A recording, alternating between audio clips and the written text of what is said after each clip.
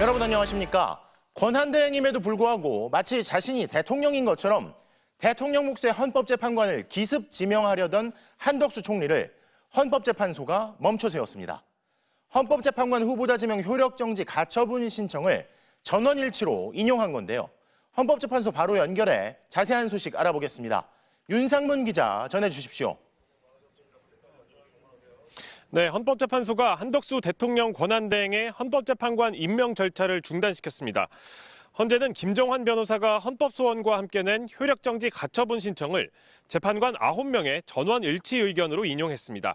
결정은 오후 6시를 넘겨 나왔습니다. 재판부는 우선 대통령 권한대행이 재판관을 지명하고 임명할 권한이 있는지 단정하기 어렵다고 했습니다. 그러면서 만약 권한이 없다면 소송 신청인의 재판받을 권리가 침해될 수 있다고 판단했습니다. 모든 청구인은 헌법과 법률이 정한 자격과 절차에 의해 임명된 재판관에게 재판받을 권리가 보장되어야 하는데 한 대행의 재판관 지명은 이 같은 권리를 침해할 수 있다는 겁니다. 앞서 지난 8일 한덕수 대행은 이완규 법제처장과 함상훈 서울고법 부장판사를 대통령 몫 재판관 후보자로 지명했습니다. 지명과 동시에 학계에서는 월권 논란이 불거졌습니다. 권한대행의 역할은 현상 유지에 국한되는데 이 같은 지명은 직무 범위를 넘어선 위헌적 행위라는 겁니다. 김정환 변호사와 민변 등이 헌법소원과 함께 가처분 신청을 내는 등 헌재의 관련 접수도 잇따랐습니다. 지난 10일 헌재는 무작위 전자추첨을 통해 마흔혁 재판관을 주심으로 정하고 관련 사건을 배당해 심리를 진행했습니다.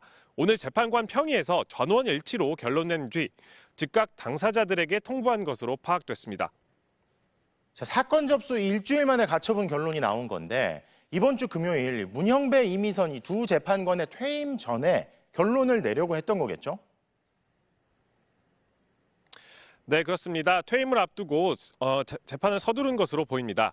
일단 오늘 가처분 결정을 통해 한 대행이 지명한 이완규, 함상훈 두 재판관 후보자에 대한 임명 절차는 멈추게 됐습니다. 이제 헌재는 한 대행의 헌법재판관 임명이 위헌인지 여부를 판단하는 헌법소원 본안 판단에 나서게 되는데요. 조금 전 총리실은 입장문을 내고 헌재 결정에 존중한다면서 본안 선고를 기다리겠다고 했습니다. 지금까지 헌법재판소에서 MBC 뉴스 윤상문입니다. 다음 소식입니다. 용산 대통령실의 치외법권 상태가 지속되고 있습니다. 법원이 발부한 압수수색 영장을 경찰이 집행하려 했지만 김성훈 차장이 이끄는 경호처가 또다시 영장 집행을 근거도 없이 가로막은 건데요. 체포영장 집행을 방해했던 혐의의 핵심 물증을 찾기 위한 압수수색이 경호처의 방해로 사실상 무산된 건데 대통령이 없는 상태이기 때문에 경호처 수뇌부는 결국 자신들을 경호하고 있는 셈입니다. 고병찬 기자입니다. 1월 3일 윤석열 전 대통령에 대한 첫 체포 시도는 사병처럼 움직였던 경호처에 의해 가로막혔습니다. 차벽을 쌓고 몸싸움도 마다하는 경호처의 체포 방해는 김성훈 경호처 차장이 진두지휘했습니다. 네, 누구 지시로 관저진이 막았나요? 대통령 지시인가요?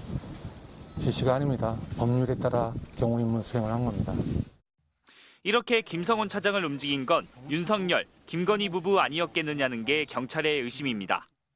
윤 전 대통령은 경호원들이 총을 쏠 수는 없냐고 물었고 김건희 여사는 윤 전 대통령 체포 이후 총 갖고 다니면 뭐하냐고 질책했다는 내부 진술까지 나왔기 때문입니다.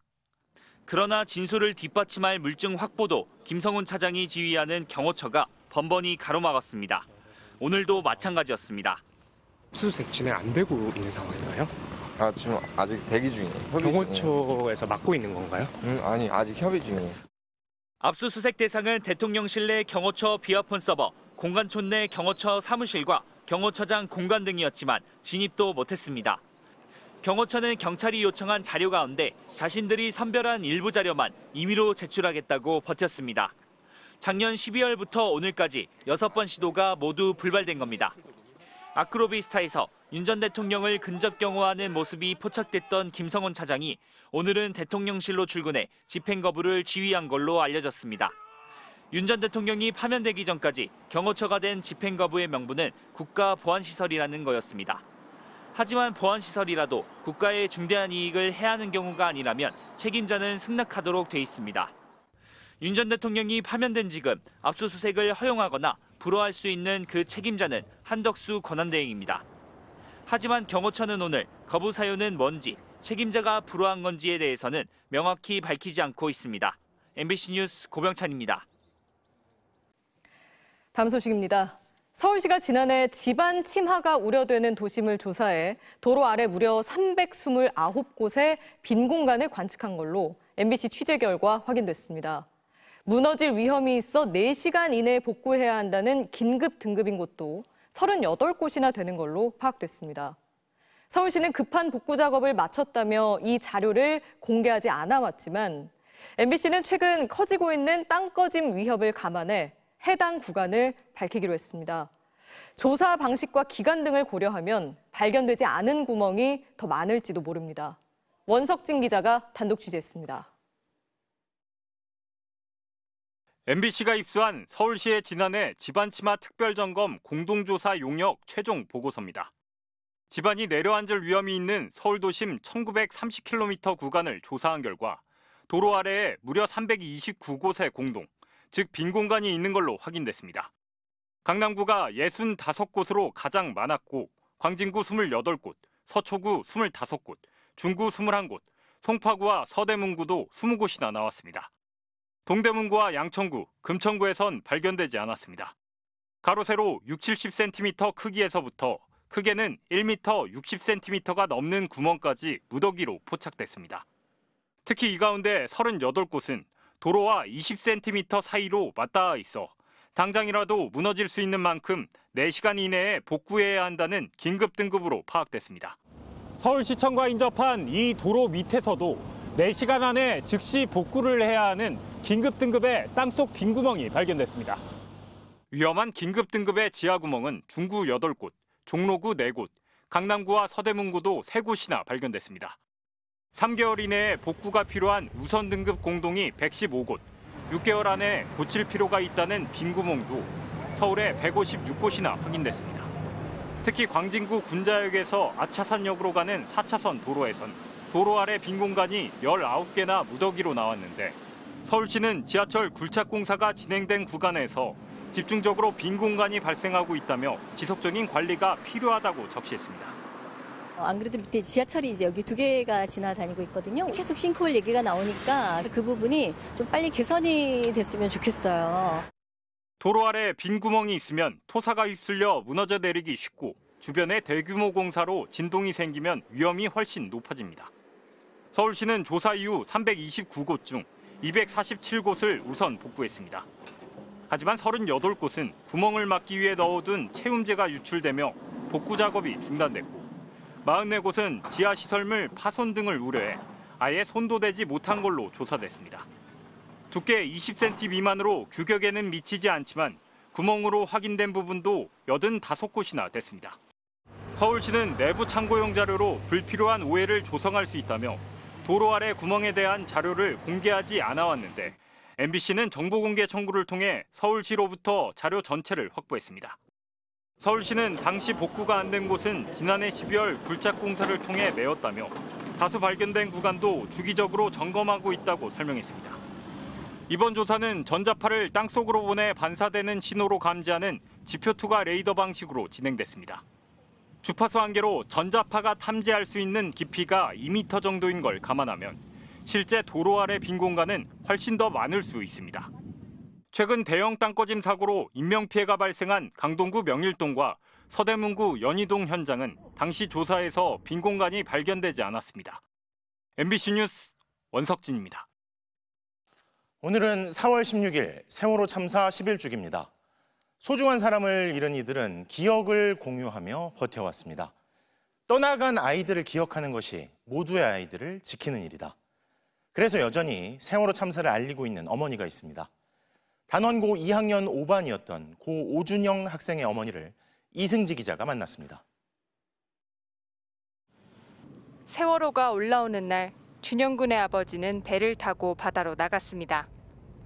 1시간이라도 더 빨리 1초라도 더 가족들을 만나서 다시 제자리에 돌려놓고 하나하나씩의 진상규명을 풀어나가야 되지 않을까. 만나고 싶던 아들은 4월 23일 생일에 가족들 품으로 돌아왔습니다. 그날은 아이가 엄마를 보러 올 것 같더라고요. 이렇게 깨우면은 일어날 것 같아서 일어나 미역국 끓여줄게, 미역국 끓여줄게. 수학여행 때 들떠서 챙겨간 바지는 입지 못하고 되돌아왔습니다. 갈 때 이 바지를 갖고 갔어요. 이 바지를 입고 갔는데 이제 못 돌아왔잖아요. 그래서 다시 이 바지를 똑같은 걸 사가지고. 준영이 방엔 좋아하던 해바라기와 직접 이름 붙인 인형들이 11년 동안 자리를 지켰습니다. 준영이가 보고 싶을 때마다 제가 이제 밤새 뜬 거고, 이거는 이제 준영이는 모르겠죠? 기억은 엄마를 자꾸만 돌아보게 만듭니다. 누가 뒤에서 엄마 하는데 내가 아닌 줄 알면서 이렇게 뒤돌아보고, 그게 준영이가 아닌 건 뻔히 알면서 한참을 바라보고 있을 때. 아들을 떠나보낸 어머니는 학교를 찾아다니며 또래 학생들에게 그날의 기억을 전합니다. 이 엄마가요, 너무 걱정돼서요. 여러분 또 못 지킬까 봐서요. 엄마가 이렇게 세월호가 어떤 것이다 알리고. 나의 아픔이, 남은 자의 기억이 사회 안전망의 밑거름이 되기를 바랍니다. 이 세월호 참사가 그냥 슬픔으로만 남지 않았으면 좋겠어요. 이 세월호 참사로 인해서 반복되지 않았다. 참사가 일어났어도 대처를 했다. 기억하지 않는다면, 달라지지 않는다면 참사는 누구에게나 찾아올 수 있습니다. 그 다음 주에 배 타고 제주도로 수학여행 가기로 돼 있었어요. 어쩌면 저 단원고가 아니라 우리 아들이 그렇게 됐을 수도 있는 거고, 모두의 아이들이잖아요. 아들을 기억하는 어머니의 발걸음이 모든 아이들을 지키는 길이 되길 바랍니다. 엄마라서 포기하지 못한다. 죽어서도 아이를 잊을 수가 없기 때문에. MBC 뉴스 이승지입니다. 제주공항 활주로에서 이륙 준비를 하던 항공기가 비상문이 개방돼 멈춘 사고. 한 승객이 비상문을 열어 벌어진 일이었죠. 당시 이 승객은 한 차례 실패하자 재차 시도해 결국 문을 열었는데, 이를 제압한 건 승무원이 아닌 다른 승객이었던 것으로 확인됐습니다. 국토부가 승무원 대응이 적절했는지 조사하고 있습니다. 이따금 기자가 보도합니다. 활주로에서 이륙 준비를 하던 항공기 안에서 비상문을 강제 개방했다가 끌려 나온 승객. 경찰에 따르면 이 승객은 비상문 근처가 아닌 기내 9번째 줄 복도 좌석에 앉아 있었습니다. 항공기가 이동 중이어서 자리에서 움직이면 안 되는데도 갑자기 일어나 7m 가까이 이동해 왼쪽 출입문을 열려고 시도했습니다.